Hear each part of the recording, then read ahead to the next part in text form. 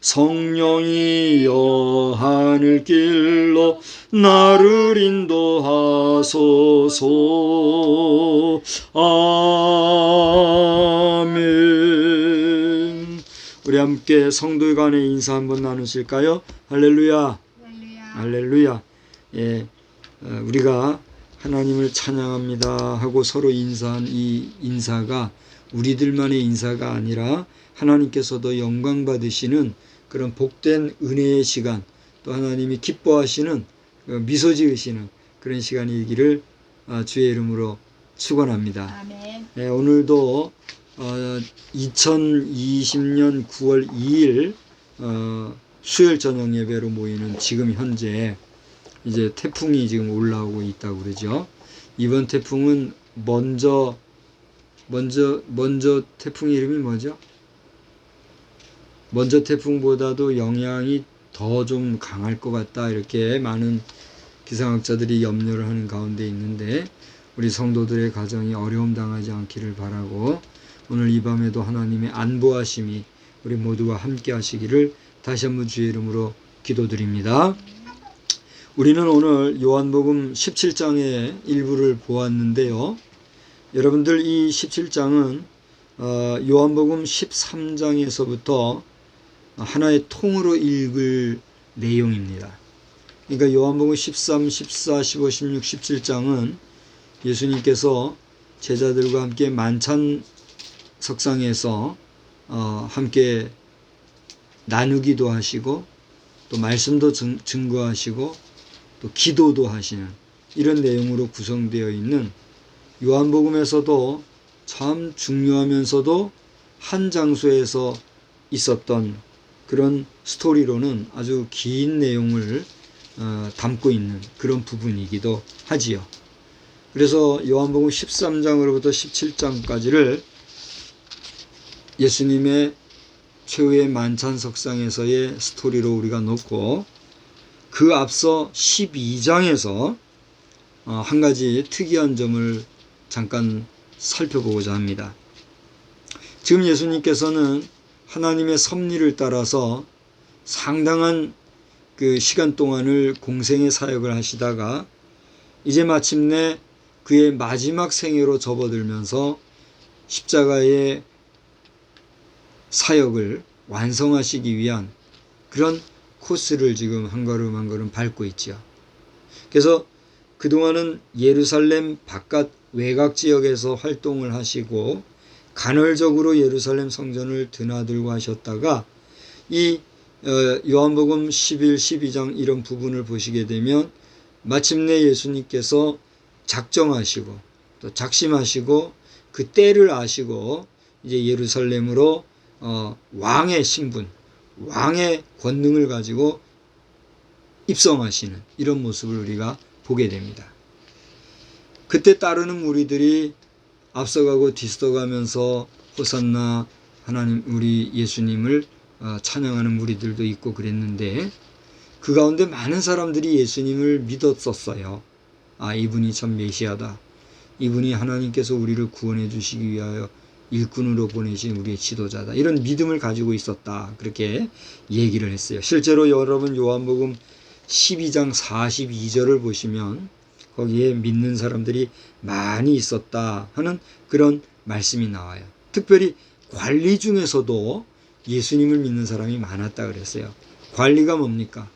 예나 지금이나 관리라고 하는 것은 이 사회 모든 전반적인 부분에서 백성들을 이렇게 돌보고 또는 이끌고 지도하는 그런 위치에 있는 사람들을 관리라 그렇게 얘기하지 않습니까? 그러한 관리 가운데서도 예수님을 믿는 자들이 많더라, 그렇게 기록이 되어 있어요. 그런데 그들이 드러내고 자신이 예수를 믿고 예수님을 따른다, 내가 예수님의 말씀에 동의한다, 내가 예수님의 의지에 동참한다, 이렇게 드러내고 말하지 못했다 그랬는데, 왜 그랬느냐? 그들은 바리새인들에 의한 출교를 두려워하였기 때문이다, 그렇게 요한은 기록하고 있어요. 바리새인이 누굽니까? 우리가 바리새인을 아주 좋지 않은 시각이나 생각을 가지고 보아서 그렇지, 이 바리새인들은 당시에 성전을 출입하면서 하나님의 말씀을 맡은 자들로서 사실상 이스라엘의 정신적인 지도자들이었고, 오늘날로 말하면 교회였고, 당시에는 회당을 중심으로 한 유대의 지도자들이었어요. 그렇죠? 그러니까 이들은 매너, 또 전통, 역사, 정통성, 또 이런 것들을 아주 중요하게 여겼어요. 그러다 보니까 이들이 자칫 빠지기 쉬운 게 있었고, 그래서 실제로 바리새인들 앞에 붙는 수식어가 하나 있어요. 그들을 뭐라고 그러죠? 뭐 하는 바리새인? 외식하는 바리새인이라 그랬어요. 외식한다고 하는 것이 우리가 비판적으로 말해서 외식한다 그렇게 표현을 하지만, 사실 그 속에는 그들이 뭘 지켰다는 거예요. 전통을 지키고 예절을 지키고 형식을 존중하는 그런 아주 규격적인, 그죠? 아주 틀에 매여서 정말 공사를 구분하면서 살아가는 그런 지도층 인사였다 하는 사실이에요. 그러니까 어떻게 보면은 바리새인들은 지도적인 인물들로서 유대 사회에서는 중요한 사람들이에요, 중요하지 않은 사람들이에요? 중요한 사람들이에요. 예수님의 제자들이 여럿이 있었는데 그 중에는 식자도 있었고 무식자도 있었고 이렇게 우리가 많은 얘기를 합니다만은, 사실상 유대인치고 무식자들은 없는 것 같아요. 그렇지 않습니까? 왜냐하면 유대인들 자체가 하나님을 아는 사람들이고, 또 율법을 아는 사람들이고, 또 그렇게 하나님을 경외하며 예배드리는 일을 중시하는 그 종교심이 특심한 사람들이었기 때문에, 그런 사람들이 무식한 사람들이다? 그는 쉽게 말할 수 없는 부분이죠. 아무튼지 간에 그럼에도 불구하고 바리새인들은 식자요, 지도자요, 중요한 위치에 있는 사람들이었어요. 그런데 그 사람들에 의하여서 당시의 관리들도 출교될까봐, 출교라는 건 어디서부터 출교된다는 거예요? 유대교 전통으로부터 출교되는 거예요. 그러니까 유대교에서 출교된다는 거는 하나님의 율법으로부터 버림을 당한다는 것이고, 그들 하나님의 말씀으로부터 퇴출당한다는 것은 뭐예요? 하나님의 앞에 버림당하는 것과 마찬가지가 되는 거예요. 그러니 하나님을 알고 살아가는 유대인들, 특히 관리로서는 그렇게 쉽게 출교당하는 일에 대해서 가볍게 할 수 있을까요, 없을까요? 없단 말이에요. 그러니까 사실상 저들은 예수에 대해서, 예수님의 교훈에 대해서, 그가 증거하는 하나님과 하나님 나라의 능력, 권능에 대해서 믿고 알고 있었지만 그걸 드러내지를 못했다. 왜? 출교를 드려왔다. 그런 이야기가 요한복음 12장 42절에 나오고 있다는 거예요.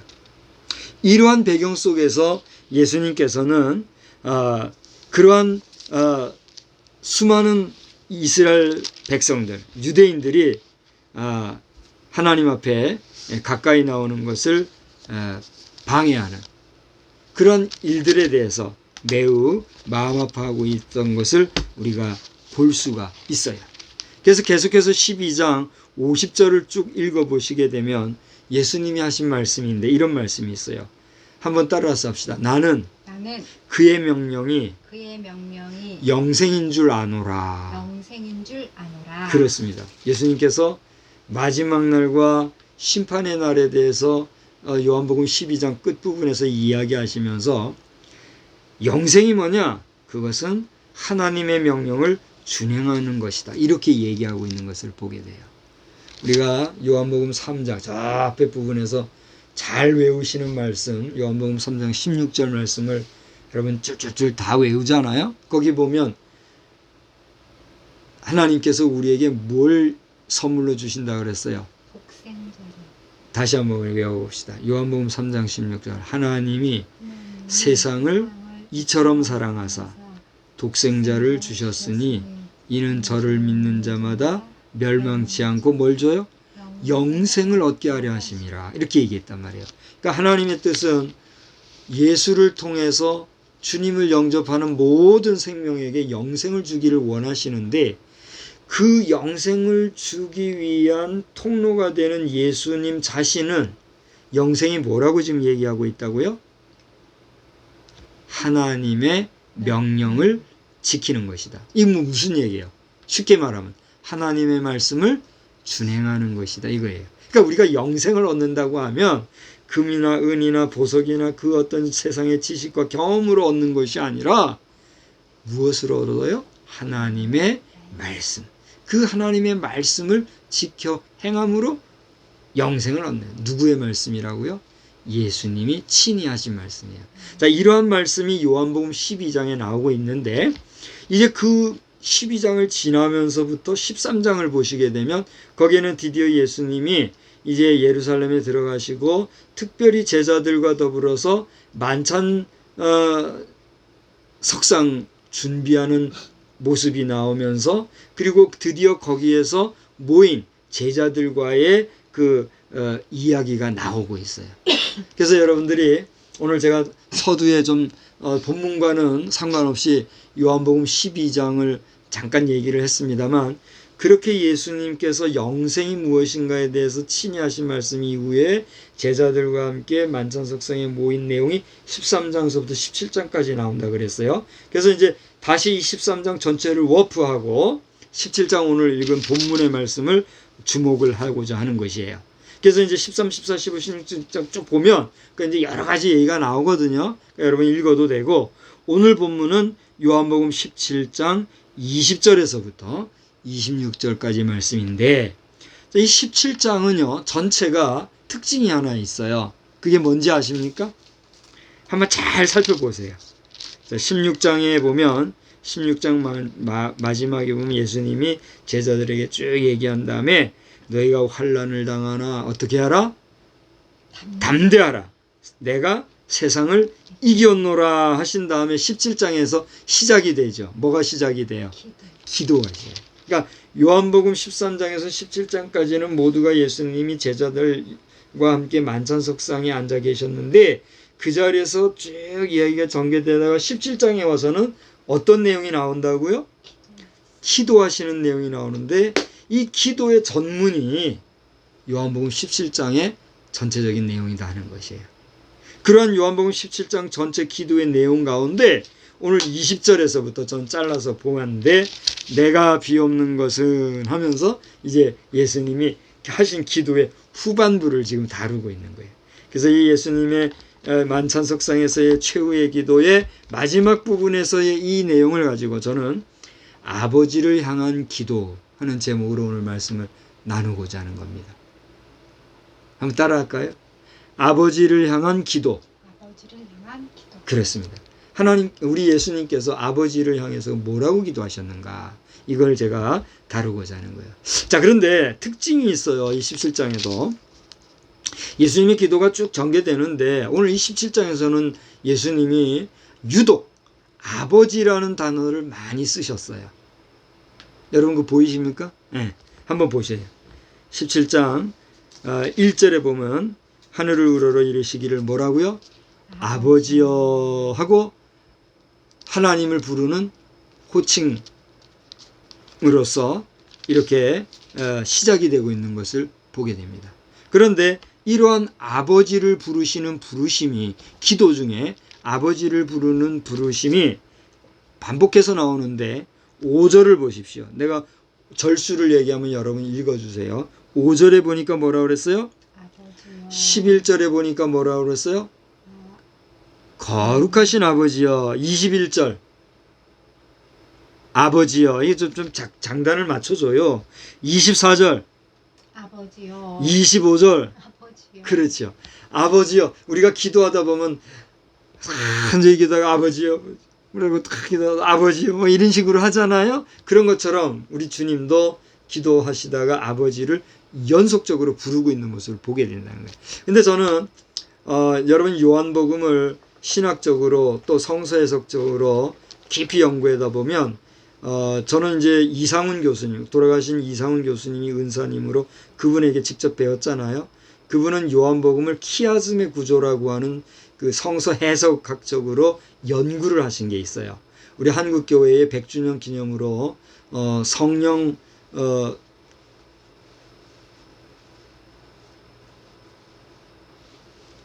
하여튼 특별한 그 기념 주석을 우리 한국 교회가 출간해낸 게 있어요. 그 중에 요한복음을 맡은 게 이상훈 교수님인데, 이분이 거기서 얘기하는 키아즘의 구조라고 그래요. 키아즘의 구조라고 하는 것은 또 한참을 얘기해야 되기 때문에 오늘 그냥 넘어가려고 그래요. 아주 복잡하면서도 그 염색체 그 나열이라는 거 알죠? 그런 것처럼 이건 이제 저의 이해예요. 염색체 그 구성이 아주 그 비례 대칭형으로 이렇게 확 조직이 돼 있잖아요.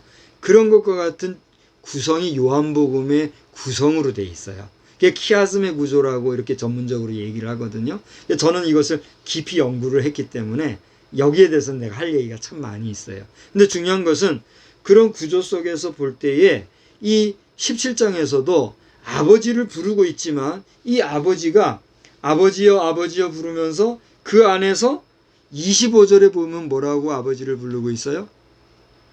의로우신 아버지여 이렇게 부르는가 하면 11절에는 뭐라고 부르고 있는지 알아요? 아버지여 부르시면서 거룩하신 아버지여 이렇게 얘기하고 있어요. 그러면서 여러분이 이제 그 직접 읽어보시면 알겠지만 지금 제가 이야기하고 여러분한테 제시했던 1절, 5절, 11절이나 21절, 24절, 25절은 그 기도 중에 예수님이 특별히 아버지여 하면서 아버지의 이름을 중간중간에 호칭을 해가면서 기도하는 내용으로서 키아즘 구조에서 대칭 구조로 나오는 건데, 그 외에도 17절을 보면 아버지라고 하는 단어가 계속 반복되고 있는 걸 봐요. 그러면서 기도 중에 아버지는 어떤 분이시고 아버지께서는 이렇게 하셨고 아버지께서 저렇게 하셨기 때문에 이렇지 않습니까? 정말 그 아버지와 대화하듯이 우리가 기도를 깊이 하다 보면 하나님과 우리가 대화하듯이 기도하는 나의 모습을 우리가 볼 수 있잖아요. 그렇게 기도해 보셨어요? 아니, 대답 좀 해봐요. 내가 정말 하나님과 깊이 기도할 때 하나님 앞에 따지듯이 이렇게 하기도 하고, 또 이 기도하다 보면 말씀하시는 것 같이 느껴져서 또 내가 대꾸하듯이 얘기하고 이런 식으로 하는 그런 기도를 드려보셨냐 말이에요. 아마 그러면 이해가 될 거예요. 여러분 가운데 오늘 영상을 보시는 분 가운데 하나님 앞에 그렇게 깊이 있는 기도를 해보지 않았다고 하면 함부로 기도에 대해서 폄하하는 그런 불경한 죄를 짓지 마시기 바랍니다. 우리 하나님 앞에 기도하다 보면 나의 주관이나 어떤 감성적인 자기 고백 그런 게 아니라 실제로 하나님과의 대화를 하는 그런 깊이 있는 그 몰입의 자리에까지 이르게 돼요. 그런 깊이 있는 기도를 해보지 않았다고 하면 기도에 대해서 함부로 말하는 게 아니에요. 왜냐하면 기도라고 하는 건 그만큼 실제적이고 하나님과의 소통의 형식이거든요. 여러분 기도 많이 하시기를 바랍니다. 어쨌든지 간에 이렇게 17장에는 아버지를 부르고 아버지에 대해서 이야기하는 모습이 많이 나오는데, 금방 얘기한 것처럼 1절, 5절, 11절에서는 아버지를 부르면서 그 하나님 아버지를 거룩하신 아버지로 아주 함축적으로, 그죠? 이야기하고 있는 걸 보게 돼요. 그러면서 후반부에 와서는 아버지를 부르면서 그 아버지를 어떤 아버지로? 의로우신 아버지로. 결론적으로 얘기하자면 하나님은 어떤 하나님이라고요? 거룩하시고 의로우신 하나님이요 우리의 아버지 하나님이시다. 할렐루야. 이 사실을 믿으시고 의로우시며 거룩하신 하나님 앞에 여러분 많이 기도함으로써 하나님의 뜻과 섭리를 찾아 발견하는 복된 심령들이 다 되시기를 주님의 이름으로 축복합니다. 자, 이러한 이제 그 구조적인 얘기를 잠깐 하면서 17장 20절을 오늘 우리가 본문을 20절서부터 봤잖아요. 20절을 보니까 예수님의 기도는 뭐라고 그랬어요? 거기 이제 결론적으로 얘기해 봐요. 읽었으니까. 20절을 딱 정리해서 얘기를 하자면 예수님의 기도는 어떤 기도다? 따라서 합시다. 제자. 그렇죠. 내가 이 제자들을 위해서 기도한다 그랬어요. 근데 그 뒤에 다 읽어보면 뭐라 했어요? 그들만을 위한 것이 아니라 누구를 위한 거라 했어요? 예수님의 빚낸 모든. 그렇습니다. 따라서 합시다. 예수님의 기도는 예수님의 기도는 만찬석상에 모였던 만찬석상에 모였던 제자들만을 위한 기도가 아니라 제자들만 위한 기도가 아니라 주님을 믿는 주님을 믿는 모든 자를 위한 기도였습니다. 모든 자를 위한 기도였습니다. 예. 오늘 제가 아까 뭐라 그랬죠? 13장에서 17장까지 내용은 예수님의 12제자, 한 사람은 튀어나갔으니까 결론 마지막까지 있었던 11제자죠. 그 제자들과 함께 있었고 그들 앞에서 주님 하나님 앞에 기도했으니까 우리가 볼 때 누구를 위한 기도라고 인식할 수 있어요. 제자들을 위한 기도라고 인식할 수 있으나 예수님 자신이 기도를 통해서 내가 하나님 앞에 기도하는 이 기도는 여기 있는 이 제자들 그들만을 위한 기도가 아니라 나를 믿는 모든 자를 위한 기도이오니 하면서 이 땅에 존재하는 모든 인생을 위해서는 기도하셨다는 얘기예요. 할렐루야. 이게 우리 예수님의 마음이었어요. 나아가 예수님의 마음은 또한 어떤 것이 있었느냐 하면 21절을 보니까 뭐라 그랬어요? 모든 사람들이 하나님의 보내심으로써 예수께로 오기를 원하시는 그걸 지금 기도하고 있다는 거죠. 21절 한번 볼까요? 뭐라 그랬어요? 다 같이 한번 읽어봅시다. 다 같이 21절 시작. 아버지여 아버지께서 내 안에 내가 아버지 안에 있는 것 같이 그들도 다 하나가 되어 우리 안에 있게 하사 세상으로 아버지께서 나를 보내신 것을 믿게 하옵소서. 여기서 얘기하는 그들이 누굴까요? 그렇습니다. 20절에 나와 있는 나를 믿는 모든 사람 그들도 다 뭐가 돼요? 하나가 돼요. 하나님께서 나를 보내신 걸 저들이 믿게 해주십시오. 그렇게 기도했다는 거예요. 그러니까 예수님의 마음은 우리 모든 만백성이 누구를 믿기를 원하는 거예요? 자신을 믿어주기를 원하시는 것이죠. 우리도 살다 보면 그렇잖아요. 누군가 대화를 할 때 나의 진심과 나의 순수성과 나의 그 정직성과 나의 깨끗한 그런 의도의 순수함을 믿어주기를 원하는 것이 모든 우리 건강한 사람들의 특징 아니겠어요? 우리 예수님도 마찬가지예요. 사람들이 나를 믿어주기를 내가 원합니다. 내가 누가 보낸 자로 하나님이 나를 보낸 자로 사람들이 믿어주기를 원합니다. 라고 지금 누구에게 기도하고 있어요? 하나님께 기도드리고 있다는 얘기예요. 그러니까 여러분 예수를 믿는 것은 누구를 기쁘시게 하는 걸까요? 하나님을 기쁘시게 하고 독생자를 보내셔서 그로 하여금 우리를 구원하게 해주신 예수 그리스도 그분을 기쁘게 하는 거예요. 그렇지 않습니까? 여러분 하나님을 기쁘시게 하고 예수 믿음으로 예수님을 기쁘시게 하셔서 그 예수의 이름으로 천국 백성 되시는 복된 심령들이 다 되시기를 주의 이름으로 축원합니다. 자, 어쨌든 예수님의 마음은 이처럼 모든 사람이 하나가 되고 자신을 믿어주기를 원하시는 마음이 있었다라고 하는 걸 우리가 알 수가 있어요. 그런가 하면 같은 21절로부터 22절을 함께 읽다 보면 거기에는 예수님의 마음속에는 어떠한 소원이 있었는데 그 소원이 무엇일까요? 이미 우리가 얘기를 했어요. 제가 말씀을 전하면서 했는데 그게 뭘까요? 모든 사람들이 예수님 자신을 믿어주기를 원하기도 하셨지만 그들이 모두가 뭐가 되기를 원해요? 하나가 되기를 원하다. 하나됨의 소원이 있었어요. 다시 말하면 21, 22절을 잘 읽어보면 제가 정리해서 말씀을 드리자면 하나님 안에 누가 있어요? 예수 그리스도 자신이 있고 예수 그리스도 자신 안에 누가 있어요? 하나님이 계심으로써 하나님과 육신으로 오신 인간이신 예수 그리스도가 뭐예요? 하나인 것을 사람들이 알게 해달라고. 그와 마찬가지로 다시 말하면 하나님 안에 인간이 있고 인간 안에 하나님이 있다고 하는 이 사실을 사람들이 알고 믿게 해주실 뿐만이 아니라 그 모든 인생들도 하나님 안에 있어. 그러니까 내가 하나님 안에 있고 하나님이 내 안에 있듯이 나와 하나님은 둘이 아니요 뭐요? 하나인데 그 하나인 하나님과 내 안에 누구도 인생들도 있어서 그들 속에 나와 하나님도 있게 하여 주옵소서. 다시 말하면 모든 인생들과 하나님이 하나가 되어 복되게 살아가게 하여 주옵소서.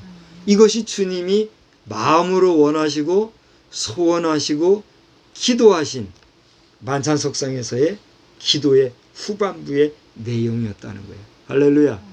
그러니 그렇게 기도하신 주님을 우리가 믿고 산다는 것은 복이에요, 아니에요? 그보다 더 큰 복이 어디에 있겠습니까? 여러분, 예수를 믿으십니까?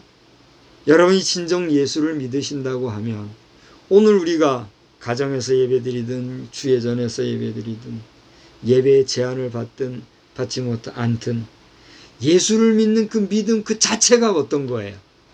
복인 것이에요. 그럼 역으로 그 예수를 믿지 못한다고 하면 그거는 어떤 거예요?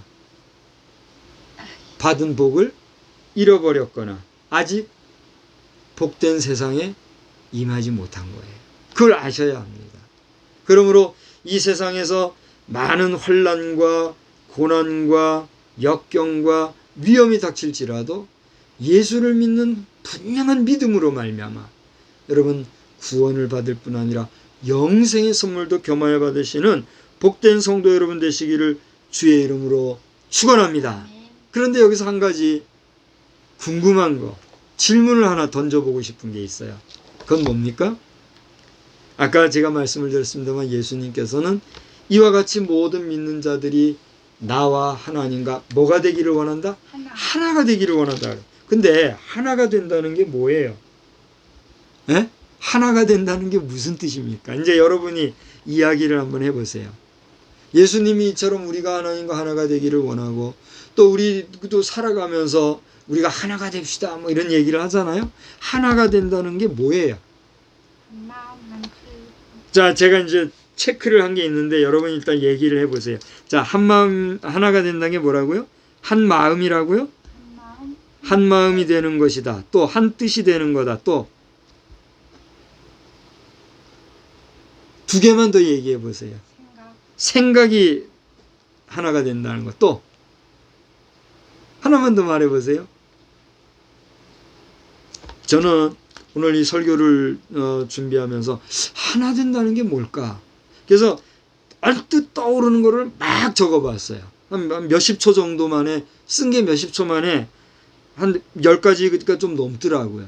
그래서 제가 이제 그거를 한번 이야기를 해볼 테니까 이 외에도 얘기하는 가운데 생각나는 거 있으면 여러분이 한번 얘기해 보세요. 하나 된다는 게 뭘까? 그것은 뜻이 하나가 된다. 생각이 하나가 된다. 의지가 하나가 된다. 의견, 견해가 하나 된다.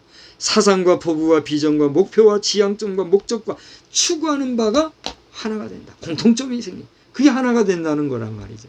그렇지 않습니까?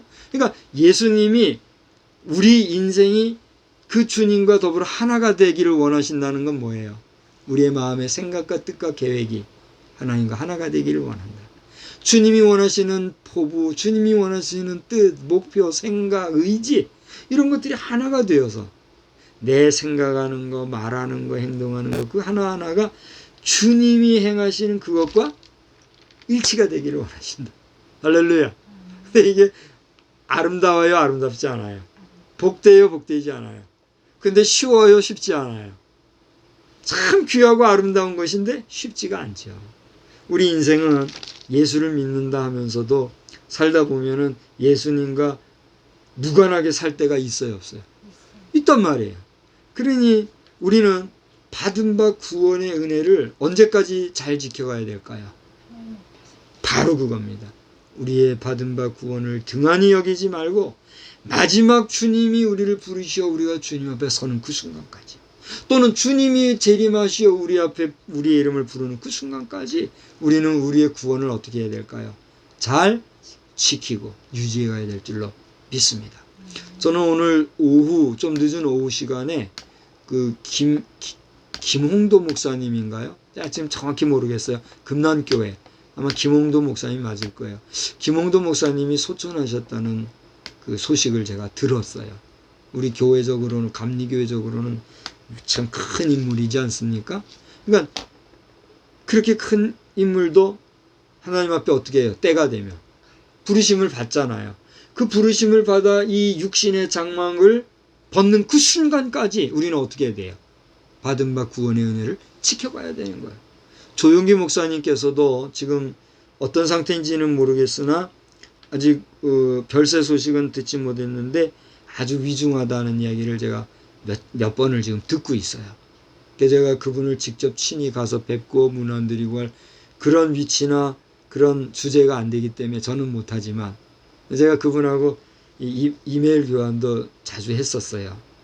우리 아버지에 대해 돌아가신 것도 목사님이 아시고 그렇게 하는데 한번 친히 가 뵙지를 못했어요. 워낙에 걸리는 게 많으니까. 왜 이렇게 사람이 사람을 만났는데 걸리는 게 많은지 몰라요. 어쨌건지 간에 조영기 목사님도 이제 마지막 그렇게 순간이 있는데 그런 위대한 주의 종들이나 우리 같이 무명한 사람들이나 여러분같이 일반 성도들이나 할 것 없이 우리 모든 구원받은 성도는 내가 받은 구원을 그것으로 족한 것이 아니라 그것을 잃어버릴까봐 흘러 떠내려갈까봐 소멸될까봐 주의하면서 어떻게 해야 돼요? 마지막 순간까지 지키고 나가야 돼요. 아멘? 그러니까 그것을 못하게 하려고 누가 방해해요? 아까 사단마귀는 할 수만 있으면 어떤 사람도 택한 자라도 넘어뜨리려고 우는 사자와 같이 두루 다닌다 그랬단 말이에요.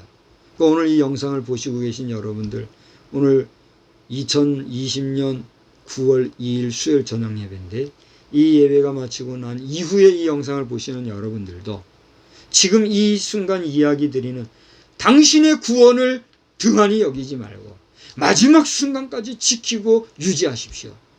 라고 하는 이 목사의 간절한 축복의 이야기를 잘 들으시고 구원에 합당한 삶을 잘 경주하시기를 주님의 이름으로 축복합니다. 네. 자, 이와 같은 아버지를 향한 기도, 하나님을 향한 기도, 이러한 하나님 아버지께 기도하신 예수님의 마음은 고대 말씀드린 것처럼 뭐라고요? 모든 믿는 자들이 하나님과 하나 되는 것에 있었다는 사실을 우리가 기억하면서 오늘도 우리 모든 목회자와 성도가 하나가 되고 또 우리 국민의 마음이 하나가 되어서 하나님을 알아가는 역사, 우리 대한민국이 지금 정치적으로나 모든 어떤 사회적인 또 보건위생 이런 부분에서 정말 이건 어떻게 표현할 수 없는 혼란 가운데 지금 처해져 있지만 하나님의 말씀 위에 굳게 서고 복음 위에 하나가 되고 그래서 하나님의 은혜 가운데서 우리가 정말 블레싱 랜드, 은총의 나라, 은혜의 나라, 우리가 그냥 복지국가를 넘어서서 복지국가는 그냥 잘 산다는 거 아니에요? 잘만 살면 뭐예요? 죄 짓고 음란하고 타락하고 그렇게 잘 살면 뭐하냐 말이에요. 웰 스테이트를 넘어서 에덴 동산과 같은 하나님의 칠이 하나님이 왕이 되시고 하나님이 친히 주관하시는 그런 블레싱랜드. 같은 복지국가라도 복복자의 복지자 복지국가 정도가 아니라 복복자의 땅지자 에덴 동산과 같은 그런 회복된 나라, 부동산 때문에 온 나라가 뒤집히고 하는 그런 수준 낮고 질 떨어지는 국가가 아니라 하나님 제일주로 살아가는 그런 우리나라 대한민국이 될 수 있기를 우리 주님의 이름으로 간절히 축원합니다. 또 여러분들도 그렇게 기도하며 나아갈 때 우리 주님이 하나님 앞에 간절히 기도했던 것처럼 여러분도 저도 우리가 그렇게 하나님 앞에 나라를 위해서 기도하고 나아갈 때 우리나라는 반드시 하나님이 귀하게 사용하시는 그런 나라가 되어갈 줄로 믿습니다. 기도하겠습니다. 살아계신 하나님 아버지,